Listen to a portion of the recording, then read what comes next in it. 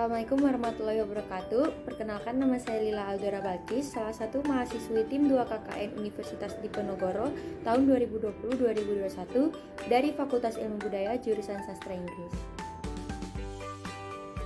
Untuk program kerja yang saya bawakan ini membahas mengenai pengenalan copywriting sebagai sarana digital marketing UMKM Kelurahan Burusan.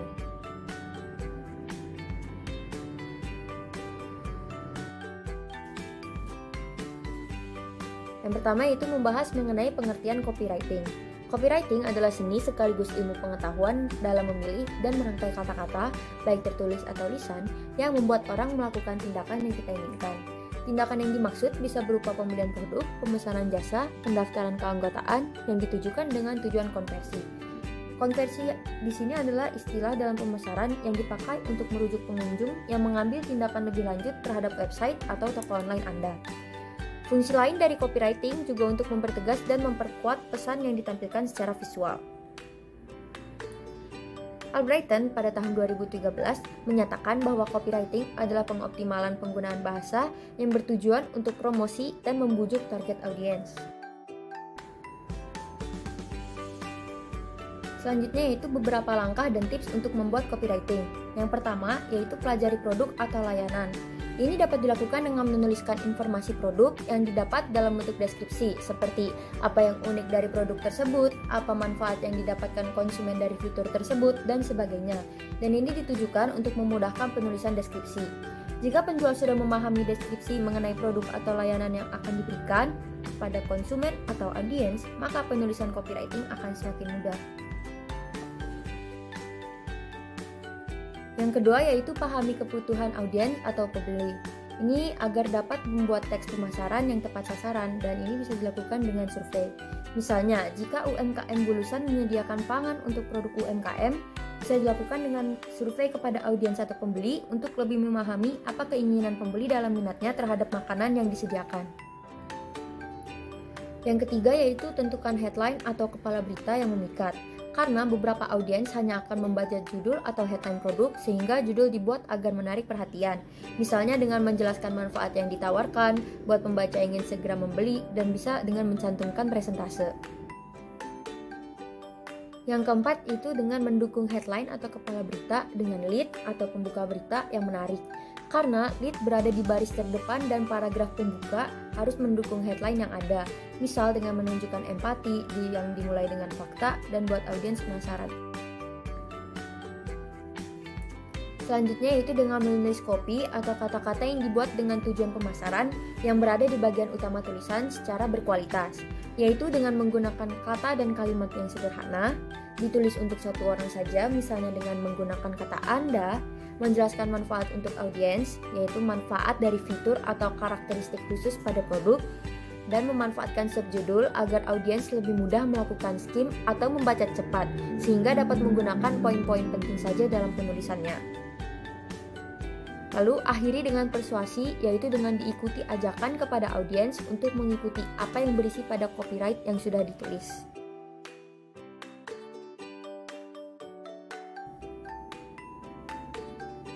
Selanjutnya adalah tentang teknik copywriting. Yang pertama ada formula AIDCA.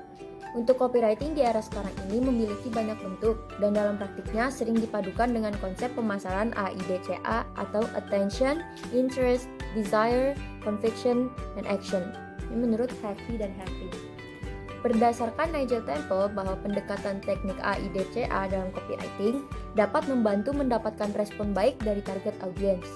Isi konten menggunakan teknik AIDCA ini menggunakan headline yang dapat menarik perhatian atau attention, deskripsi produk atau jasa yang disertakan dapat menghasilkan ketertarikan audiens atau interest, ajuan tawaran yang diberikan dalam konten dapat menimbulkan hasrat atau desire, penjaminan terkait kualitas produk atau jasa dapat menimbulkan efek yakin di target audiens atau conviction, dan terakhir adalah ajakan untuk membeli mampu menarik audiens atau action. Yang kedua ada teknik slippery slide, yaitu konsep di mana setiap kalimat dalam teks didukung oleh kalimat selanjutnya. sehingga semua kalimat memiliki fungsi agar audiens tetap merasa ingin tahu. Bisa dilakukan dengan membayangkan diri sendiri sebagai audiens dan memperhitungkan efektivitas kalimat atau kalimat efektif yang tidak diulang-ulang.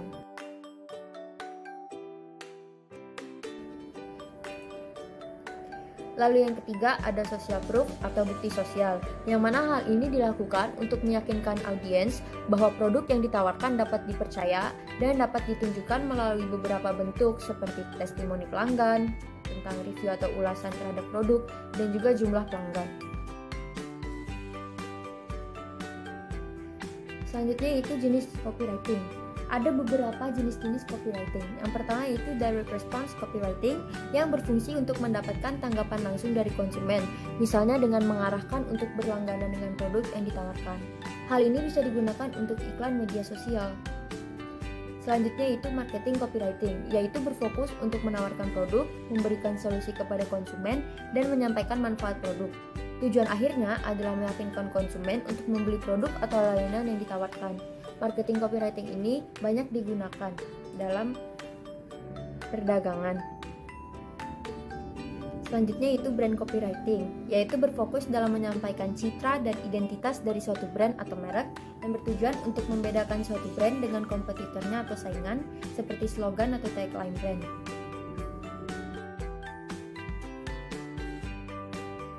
Selanjutnya itu jenis copywriting.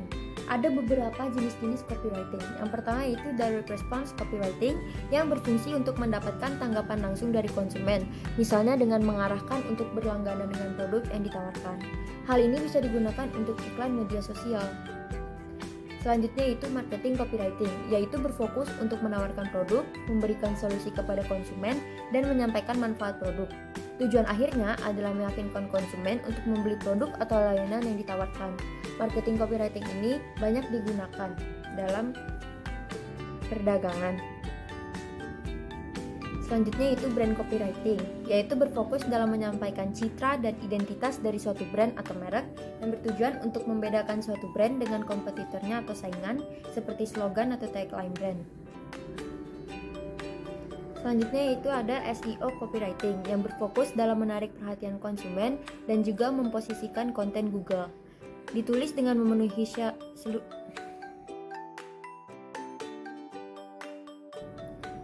Selanjutnya ada SEO copywriting yang berfokus dalam menarik perhatian konsumen dan juga memposisikan konten Google.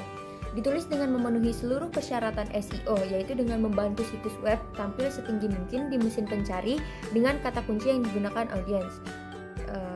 Misalnya saat mengetik produk makanan dan ada hasil yang muncul di paling atas kolom pencarian, itulah yang disebut SEO. Lalu selanjutnya ada teknika copywriting yang berfokus memberikan pengetahuan yang mendalam terkait cara kerja suatu produk atau layanan. Umumnya jenis ini digunakan pada produk kecantikan, teknologi, dan produk kesehatan.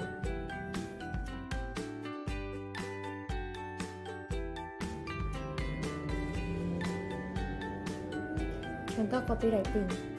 Kebanyakan orang tidak suka membaca iklan, tetapi banyak orang suka baca cerita. Maka dari itu, copywriting inilah diterapkan. Jika kebanyakan produk yang dijual adalah makanan, maka perlu memahami lebih dalam tentang jenis makanan yang dijual, mulai dari keunikan, cita rasa, dan harga. Berikut beberapa contoh headline atau kepala berita dalam copywriting yang dapat digunakan dengan menggunakan bahasa Inggris dan bahasa Indonesia, juga sedikit bahasa Jawa, yang menghasilkan arti yang jenaka atau lucu agar lebih menarik pelanggan. Contoh copywriting yang saya berikan kebanyakan mengenai produk pangan karena sesuai dengan pengamatan saya pada produk-produk UMKM lulusan sendiri yang menyediakan kebanyakan produk pangan. Berikut beberapa contohnya.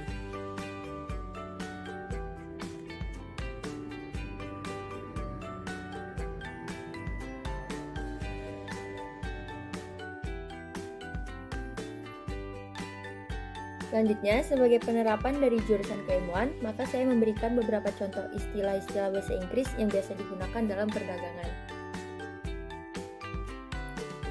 Berikut beberapa contoh yang bisa dilihat dari PowerPoint ini.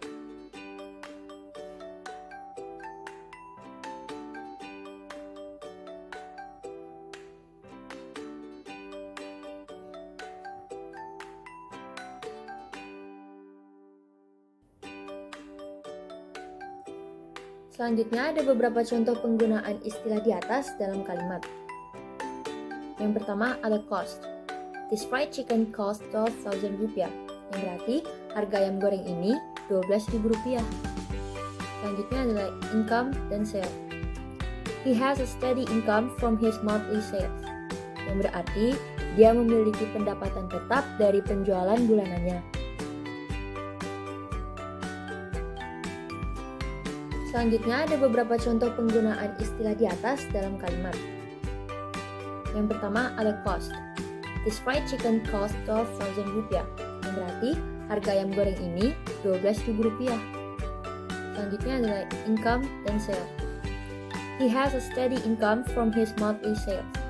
Yang berarti dia memiliki pendapatan tetap dari penjualan bulanannya. Selanjutnya ada order, online shop, dan produk. Putris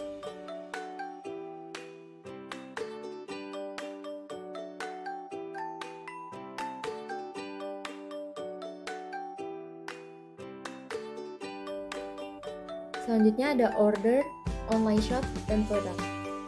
Putris ordered products from Arliana's online shop, yang berarti Putri memesan produk dari toko online milik Arliana. Selanjutnya ada retail, shop, dan wholesale. Putri shop sells retail products, while Arliana shop sells wholesale products. Yang berarti toko milik Putri menjual barang eceran, sedangkan toko milik Arliana menjual barang grosir.